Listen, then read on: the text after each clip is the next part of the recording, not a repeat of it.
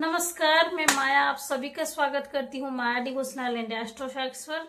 जैसे कि आप लोग थंबनेल देख चुके हैं, आज हम लोग बहुत 4 टॉपिक पर बात करने वाले हैं। सावन का पावन महीना आने वाला है, तो इसमें हम लोग आज के वीडियो में देखेंगे कि कैसे हम लोग शिवलिंग का अभिषेक करें। जैसे कि हम लोग का मेन जो मनोकामना होती है बहुत लोगों की, सरकारी नौकरी के लिए, चाहे शादी के लिए, चाहे अपना गवर्नमेंट जॉब या प्रमोशन के लिए, हम लोग शिवलिंग का अभिषेक कैसे करें।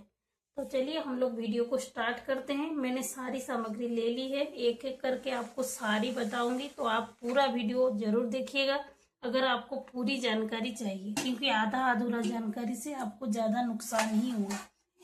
तो चलिए वीडियो स्टार्ट करते हैं।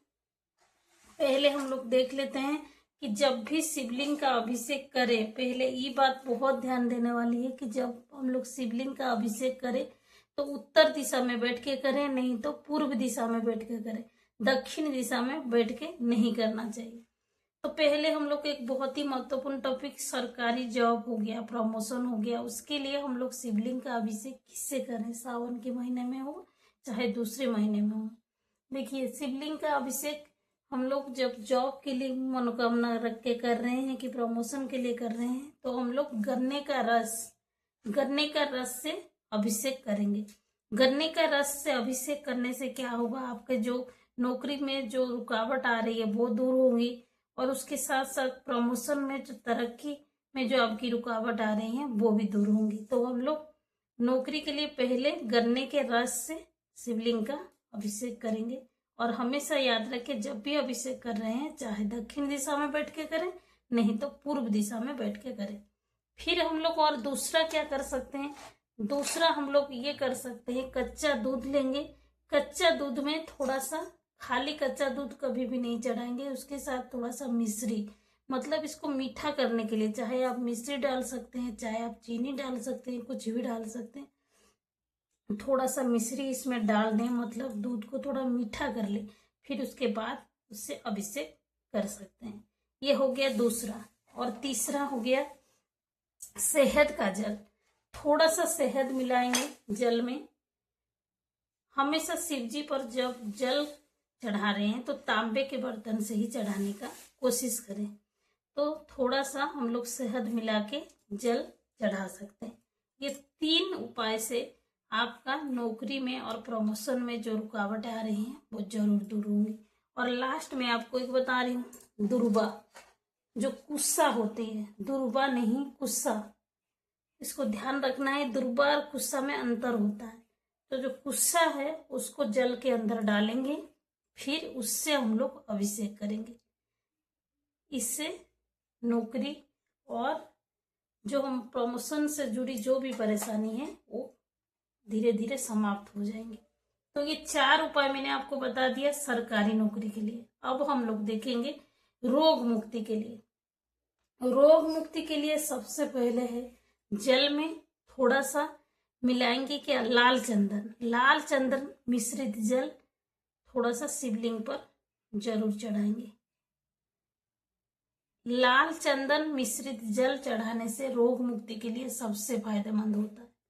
ये हो गया। और दूसरा हो गया, रोग मुक्ति के लिए आप जब जा रहे हैं भगवान के पास तो जरूर ये ध्यान रखें कि जब जल चढ़ा रहे हैं तो आप तांबे की पात्र से ही हमेशा जल चढ़ाएं और किसी से भी ना चढ़ाएं। तो दूसरा हो गया, दूध से जो घी बनता है, जो शुद्ध घी होता है, जब आप घी से अभिषेक कर रहे हैं तो इस समय जरूर देखें कि घी शुद्ध है कि नहीं। तो जो शुद्ध घी है उससे हम लोग अभिषेक कर सकते हैं रोग मुक्ति के लिए। हो गया। और एक हो गया इत्र मिश्रित जल।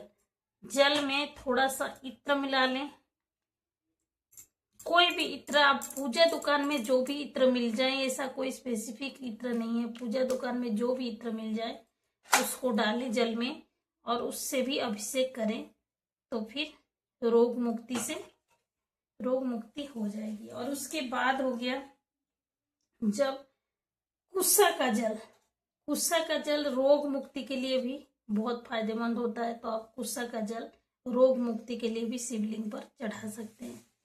तो मैंने ये 4 उपाय आपको बता दिए रोग मुक्ति के लिए। और लास्ट जो है वो है आप ये जो शहद है उसको थोड़ा सा जल में मिलाएं, मिला के उसको इससे अभिषेक करें। रोग मुक्ति के लिए मैंने आपको बताया, रोग मुक्ति के लिए मैंने आपको 4 बताया। एक तो है कि आप लाल चंदन मिश्रित जल जरूर चढ़ाएं, और एक मैंने बताया कुशा मिश्रित जल चढ़ाएं, और मैंने एक आपको बताया शहद का जल चढ़ाएं, और मैंने एक आपको बताया इत्र डाल के जल चढ़ाएं। तो ये 4 उपाय मैंने आपको बता दिया रोग मुक्ति के लिए। अब हम लोग देखेंगे शादी जल्दी होने के लिए क्या करें। शादी जल्दी होने के लिए ध्यान रखिएगा केसर मिश्रित जल, केसर लीजिएगा, थोड़ा सा केसर जल में डालिएगा, फिर आप उस जल को शंकर जी पर, शिवलिंग पर उससे जलाभिषेक करिएगा। चाहे जल में डालिए चाहे दूध में डालिए, लेकिन केसर मिश्रित होना चाहिए। इसको आप शिवलिंग पर डालने से आपको शादी से विलंब हो रहा है, चाहे शादी से जुड़ी कोई समस्या आ रही है, इससे आपको दूर होगा। और एक हो गया गन्ने का रस, गन्ने का रस भी आप डाल सकते हैं शिवलिंग पर, जलाभिषेक कर सकते हैं शादी से जुड़ी समस्या के लिए। फिर इत्र का जल, इत्र का जल शादी जल्दी होने में भी बहुत मदद करता है। आप बस मनोकामना ये रखिएगा रोग मुक्ति के लिए, ये मनोकामना रखिएगा कि मुझे रोग से मुक्ति चाहिए, और शादी के लिए जब आप चढ़ा रहे तो आप मन में रखिएगा कि शादी के लिए मैं भोले बाबा आपको चढ़ा रही हूँ। ये हो गया। और एक हो गया आपका शहद, शहद आप जल में मिलाकर जब शिवलिंग पर चढ़ाएंगे तो यह आपको शादी जल्दी होने में भी, जिसका शादी विलंब हो रहा है, उस समस्या भी आपको समाधान कर देती।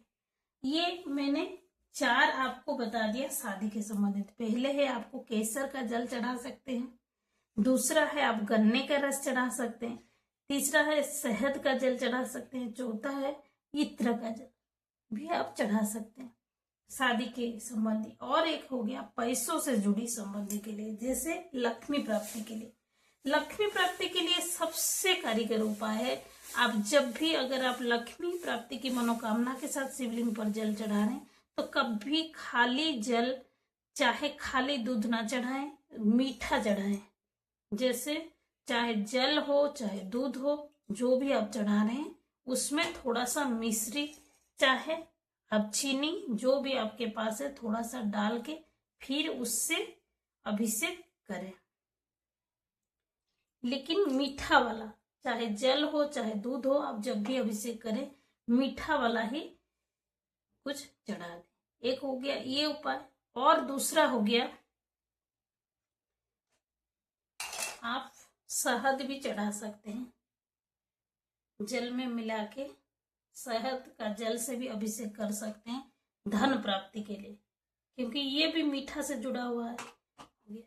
तो मैं और एक मैं समस्या बता रही हूँ जो लोगों को बहुत दिक्कत होता है, उससे शत्रु संबंधी जो समस्या हो गया, जैसे आपका बहुत शत्रु है और आपके परेशान कर रहे हैं, तो उसके लिए आप क्या कर सकते हैं। उसके लिए आप सरसों का तेल लीजिए, और सरसों का तेल को आप थोड़ा सा जल में डाल दीजिए, और उस जल से आप शिवलिंग का अभिषेक करें। ये आपका शत्रु नाश के लिए आप इसको कर सकते हैं। और एक हो गया, इसको कर सकते हैं। और एक आपका हो गया, आप काला तिल मिला के शत्रुनाश के लिए शिवलिंग पर जल चढ़ा सकते हैं। जब आपका शत्रुनाश हो रहा है, उस मनोकामना के साथ जब आप चढ़ा रहे हैं, तो आप काला तिल मिला के आप शिवलिंग पर जल जरूर चढ़ाएं। फिर एक हो गया, एक माता पिता का बहुत बड़ा समस्या ये होता है कि घर टूट रहा है, भाई भाई में नहीं बन रहा है, बहन बहन में नहीं बन रहा है, तो उस समय हम लोग क्या करें। बहुत माता पिता को जो बुजुर्ग हो गए हैं उनके ये बहुत ही टेंशन देने वाली बात होती है। तो उस समय आप क्या करें, उस मनोकामना के साथ, जैसे मेरा घर हमेशा जुड़ा रहे, भाई भाई में प्रेम बढ़ा रहे, उसके लिए जब आप शिवलिंग को जल चढ़ाने जा रहे हैं तो उसमें आप क्या करें, थोड़ा सा दही जरूर